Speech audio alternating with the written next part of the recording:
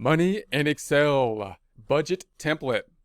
Get ready, because Excel now has a mind, and Excel keeps its mind on our money and our money on its mind. So we can keep our mind off our money and our money off our mind, at least a little bit more of the time. Here we are in our Money in Excel template. In prior presentations, we set up our Money in Excel template connected to a financial institution so we can then link to some of the financial data. If we go to the File tab on the left-hand side and go to New, you can then set up the template. It looks like this. You're looking for the Money in Excel template, which may be up top, or if you haven't used it before, most likely then down below. Note that you do need a subscription model of some kind with Microsoft Office in order to use it. We're going to then go back.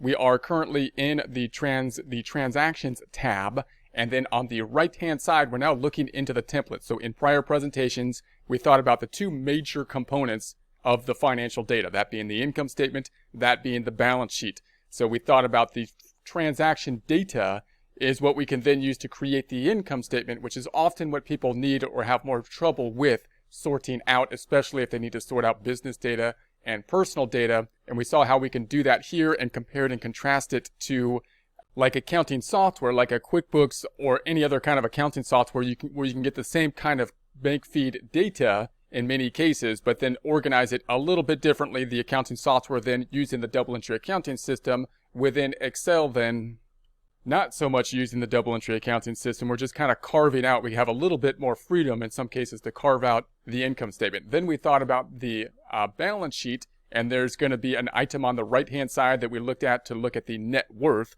which is basically your balance sheet.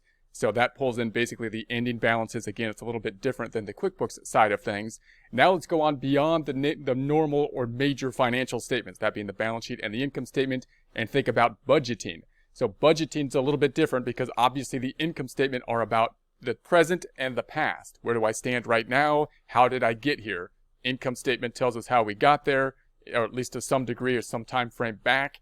Balance sheet tells us where we stand as of now at this point in time. Budget, of course, then looking into the future. So the budget is in some way, shape, or form going to take the financial data that we have currently, help us to plan and project into the future so that we can then possibly change our behavior or whatnot in order to align with possible projections in the future. And then we can compare and contrast our actual performance to the budget in the future. When we think about a budget, we're typically thinking about kind of the income statement performance type of things to get us to some point in the future, which would be like the ending balance sheet type of things. So let's go ahead and add the budget widget. So we're in the templates on the in the pane on the right hand side, the Money in Excel pane.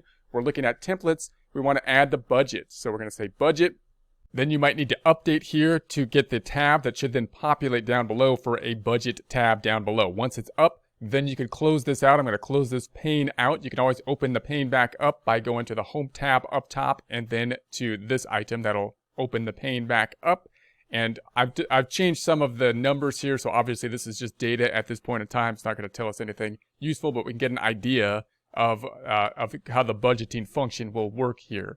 So notice you have your drop down up top, and you've got all your prior data. It gives you this nice little analysis for the prior data up until basically the current point in time. So it's really kind of a real-time kind of budget. It's going to get you up to the current point in time, kind of do a projection of the budget, and then allow you to make adjustments to it so that you can basically track it as you go. It's not something that's basically projecting out for, say, a 12-month time period or something like that. It's something that's making a short-term budget for the next month type of transaction, type of information. So it's going to give us our income versus spent in. You spent this much less than you earned. Again, this is distorted information, but you get your income versus the expenses. If you need to be adding to the income here, you can go to this formula and add income if you have income or something from other sources that are not included here.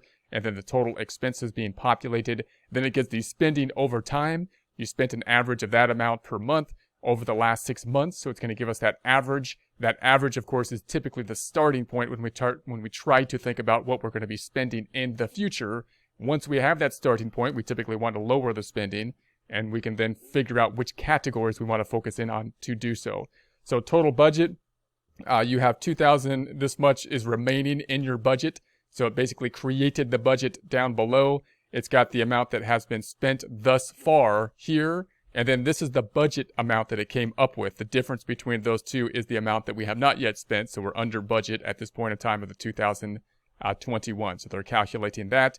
Then we've got our favorite categories here. These are the ones that they're trying to highlight. These are the ones that we're thinking we have most control over, that we want to be looking at most closely to manage our spending type of habits. Nothing's in these two. These are the default two, groceries and shopping. So we might want to adjust those. We'll do that in a second. And then down below, you get kind of the heart of the budget. So it's coming up to the amount that is spent. This is being pulled in from our transaction detail information.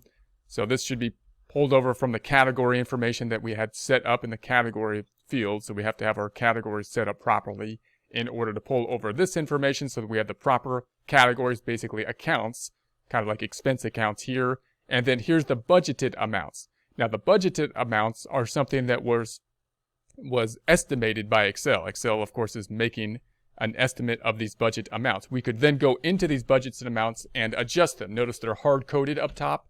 So if we need to make adjustments to the budget itself, it's already been constructed by Excel and they hard-coded the numbers, and we would go in and we can actually manually adjust it. So if I want to say that budget amount, that's my starting point. That's what Excel gave me. But I think it should be actually like $60, for example. Then that would adjust the budget up here. Then if we go down through here, we're going to say bills and utility. We might have some control over that. I mean, maybe I can bring that down. I might say, hey, if I concentrate on it, maybe I can bring that down to like 130 or something. Or if it's a difference in the season, if it's cold versus hot, that, you know, we might be able to do something about that. Like if it was a rent category or the mortgage, probably not something I can do about that, even though it's going to be a high amount. So I'd probably keep that the same. Payments, I'm not exactly sure what that is. And then another rent area. So once again, I probably couldn't do much about changing the rent. So we got the restaurants and dining, software, supplies. This is one we might be able to do something about the supplies. So I might want to kind of trim that one down, for example. So I might say, let's bring that down to like 100. And then maybe I want to make that my target category. Maybe I can focus in on that one. I can go supplies up here. That's the one I'm going to put up top as like my focus, supplies. So then it's saying here that I'm over on the supplies, of course. So I've got a red number on the amount remaining here. I'm in the negative for that item. And then let's choose another one, like just like the telephone, for example, as another category. Obviously, I don't have as much data in here as we could to populate this thing. But there we have it. So that's going to be the essence of the budget. This is kind of like the heart of the budget down below. So if you were starting the month out, you could basically start the month out and you can get your budgeted information, which again, these are static. Then you could go through these budgeted information and try to change what you think it should be. So this is some kind of average that Excel is putting into place. Then you can go through here and change these by simply hard coding these items, and that your total budget will be up top. That's just the sum of the budget column. And then the spending should then populate, because this is populating from the transactions tab that we set up, and it will populate as we go. And then of course we can compare the spending to the budgeted information.